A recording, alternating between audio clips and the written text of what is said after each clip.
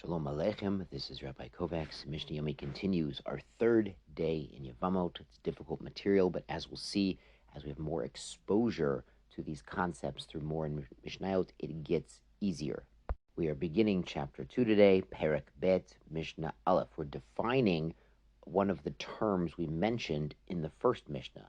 Ketzad Eshet Ochiv Shlo Haya Be'olamo. What is the example of the wife of his brother that was not in the world? We don't mean the brother was on another planet. We're going to see it means he wasn't born yet. And our sages learned this from Dvarim, Deuteronomy chapter 25. It says, Ki yeshvu achim yachdav, when brothers are living yahdav, together, meaning they're alive at the same time, then one of them dies without children. That's when there can be a yibum situation. So a brother who was born after the Yibum situation arose, we're going to see the halachot of that in the next two Mishnah, what we're going to learn today. So the Mishnah explains, Shnei Achim, there were two brothers in this family, Met Echad Mehem, one of them died without any children, V'nolad Lehen Ach, and then he had a little brother.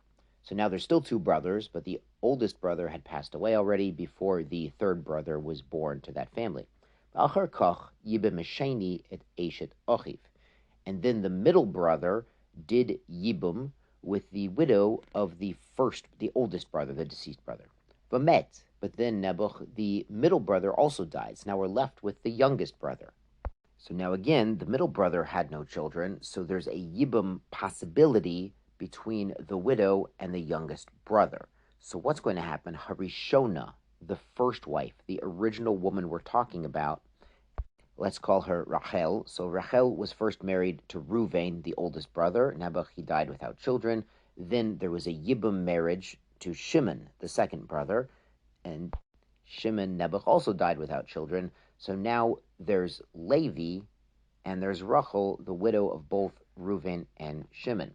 So Rishona, this is Rachel, Yotzet, she goes out. Mishum Eshet Achiv Shalo Haya Be'olamo. So she goes out, she can marry someone else. There's no Yibum, no Chalitza, because this is the situation of the wife of a brother who is not in the world.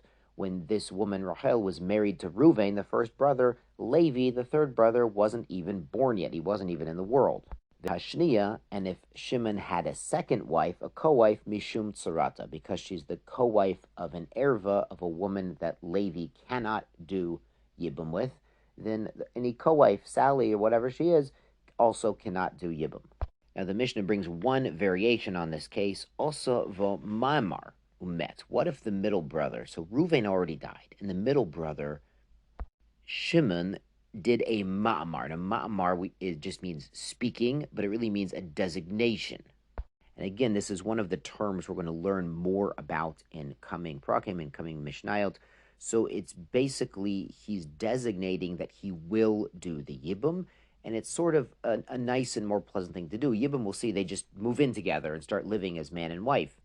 And ma'amar takes the place of the kiddushin. Now, in a biblical marriage, as we're going to learn about in detail in Masechet Kiddushin, we'll mention in Ketuvot at length, there are two stages to marriage. There's a Kiddushin, which is giving the ring or something of value or a document stating that there's a marriage. That's step one.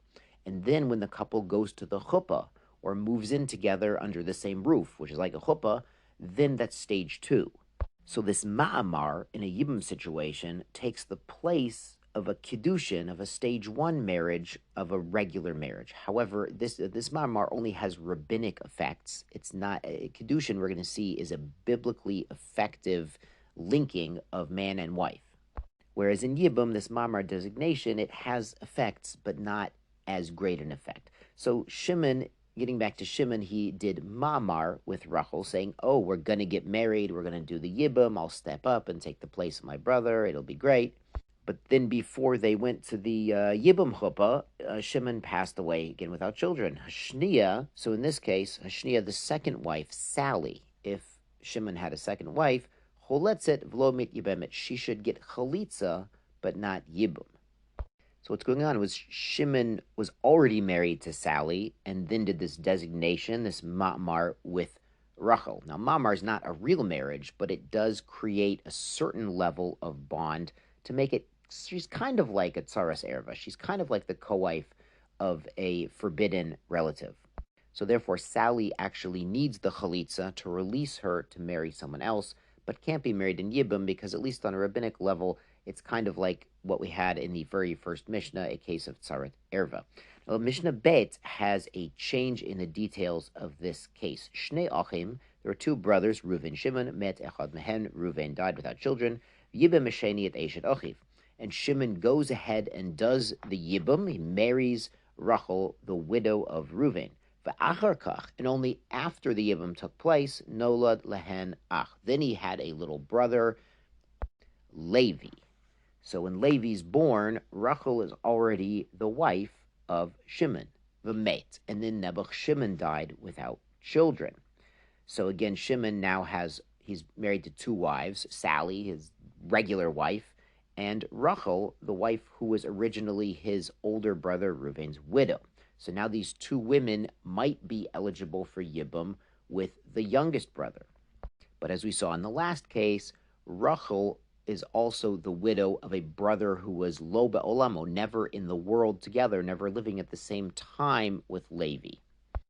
So the Mishnah teaches, Harishona, that's Rachel, Yotzet, she goes out, meaning she can marry anyone without chalitz or yibum, Mishum Eishet Ochiv, Shelo Haya Be'olamo. She is the wife of a brother who was never in the world. She was originally Reuven's widow, and Reuven never lived at the same time as Levi. Hashniya, Mishum Sarata, and Sally, the co-wife of Shimon, because she's the co-wife of this erva, as we explained in Mishnah, the first Mishnah in Yevamot.